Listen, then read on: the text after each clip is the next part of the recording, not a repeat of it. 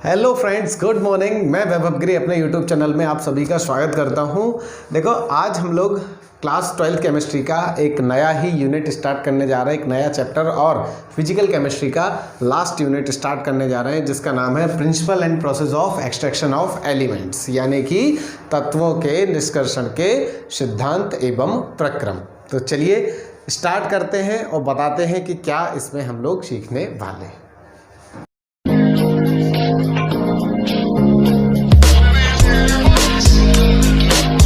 हम लोग इसमें इस तरीके से समझते हैं कि जैसा कि आप सभी को पता है कि हमारे पास में 118 ज्ञात तत्व हैं। नॉन एलिमेंट्स कितने हैं? 118, जिसमें से 90 एलिमेंट्स ऐसे हैं जो कि मेटल्स हैं, यानी कि धातु हैं।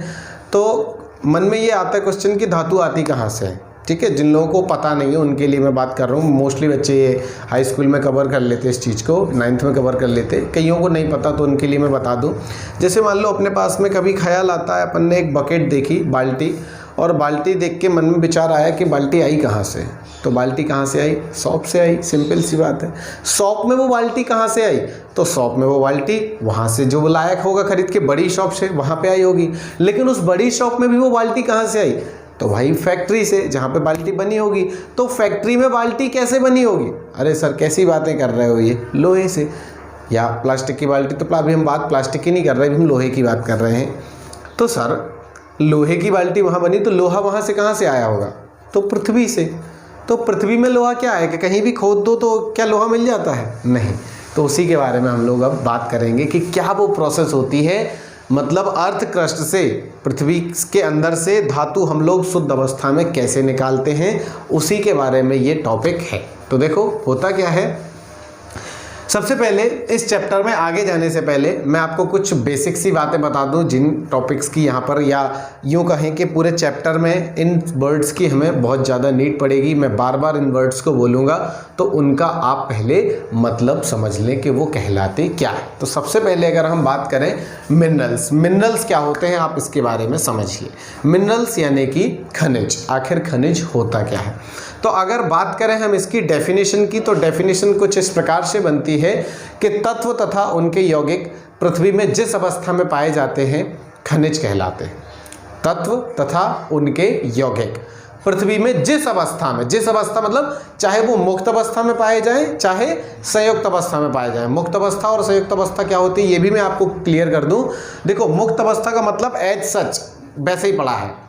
कहने का मतलब जो रिएक्शन नहीं करते हैं, जो मेटल रिएक्टिव नहीं होते हैं, जो आसानी से इजीली किसी से रिएक्शन नहीं करते हैं, वो पृथ्वी में, अर्थ क्रस्ट में कैसे मिलते हैं? वो मुक्त अवस्था में मिलते हैं। मतलब किसी के साथ ज्वाइंट होके नहीं मिलते, अकेले मिलते हैं। और जो रिएक्शन करने वाले होंगे वो किसी न किसी के साथ मिलेंगे। फॉर एग्जाम्पल, सोना किसी भी धातु से, मतलब किसी अन्य उससे रिएक्शन, अन्य धातु से रिएक्शन नहीं करता है। किसी भी चीज़ से रिएक्शन इतनी जल्दी वो नहीं करता है। तो सोना कैसे मिलता है?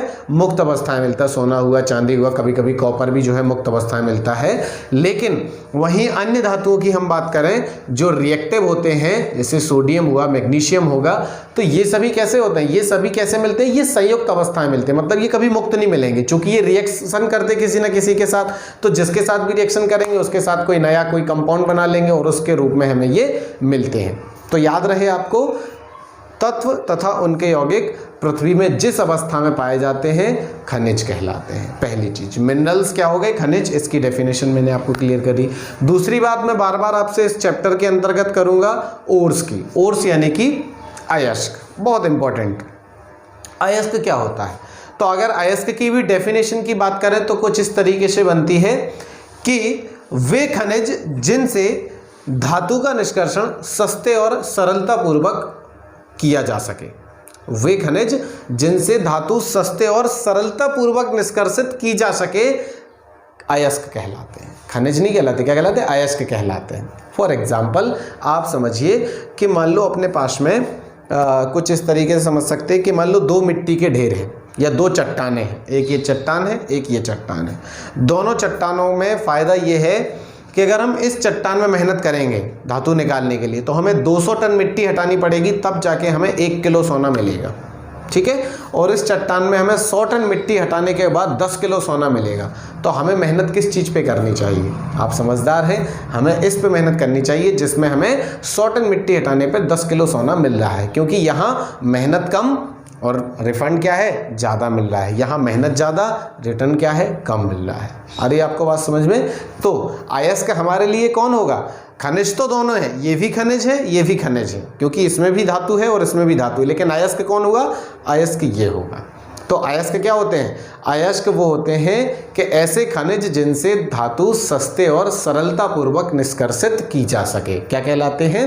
अयस्क कहलाते हैं। इसके बाद अगर हम बात करें गैंग यानी अधात्री, ये क्या होती है? गैंग या गंगू पार्टिकल्स बोलते हैं इसको अपन। अधात्री क्या होते हैं? तो अधात्री का मतलब क्या होता है? जब अपन अयस्क से ना धातु निकालते हैं, जब जैसे खनिज से अयस्क जो अपन ने अयस्क चुना कि भाई इससे अपन धातु निकालेंगे, तो उस अयस्क में धूल, मिट्टी, कंकड़, पत्थर आदि अपद्रव्य भी मिले होते हैं, और जितनी भी अशुद्धियाँ, इम्प्योरिटीज़ होती हैं, इन इम्प्योरिटीज़ को हम क्या बोलते हैं? इन इम्प्योरिटीज़ को हम बोलते हैं कि भाई ये क्या है अपना, ये है गैंग पार्टिकल्स हैं, राइट।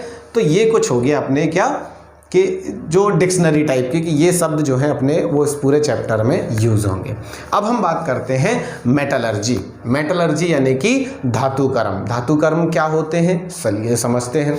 धातु कर्म का मतलब क्या होता है कि जब अयस्क से हम लोग धातु प्राप्त करते हैं, जो अयस्क चुना और उससे हमें धातु निकालनी है, तो जितने भी प्रोसेस हम बीच में प्रयुक्त करेंगे, उस प्रोसेस को ही क्या बोलते हैं? मेटलर्जी। उस पूरी प्रोसेस का नाम क्या है? मेटलर्जी। मतलब कई सारे स्टेप होते हैं, अगर उन स्टेप को हम ऑल बल्क में बोले तो उनको हम बोलते हैं मेटलर्जी। क्या कहलाती है? मेटलर्जी कहलाती है। तो देखो वो कौन कौन से स्टेप होते हैं जो अयस्क से धातु प्राप्त करने में प्रयुक्त किए जाते हैं।